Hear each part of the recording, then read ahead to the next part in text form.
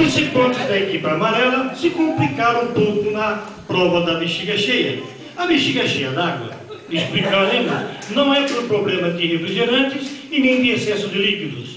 Apenas a bexiga cheia, uma vez que os nossos participantes, que não gostam de nenhum tipo de jogo sujo, não estando acostumados com o tal, muitas das mesmas veio a explodir na cara dos mesmos, olhando os participantes, no qual ficaram numa posição muito incômoda. O movimento da cara pintada volta a abalar as estruturas da nossa sociedade. Cara pintada? Voltou à época do impeachment? À época do Collor? Não. Vamos explicar bem. Aqui no acampamento do quinto céu do Ministério Amor Maior, existe uma prova na qual ambas as equipes vão responder perguntas, tanto a azul como a amarela. Mas, como castigo para aquela equipe que não responde certa, ela tem a cara pintada pela outra equipe. Parece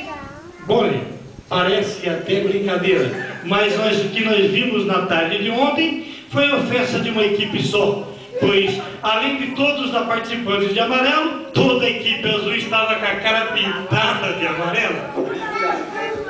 Comissão organizadora em destaque. Opa, peraí. Tem alguma coisa errada aí no nosso script. Comissão? Sim, não está errado. Comissão organizadora. Nós estamos falando da comissão organizadora. Não tem problema com o script. É que a nossa comissão organizadora está se destacando na hora da alimentação. Uma vez que os mesmos componentes e organizadores têm usado até um tal de fura-fila que sequer foi inventado, só para se destacar na hora da comissão. Previsão do tempo.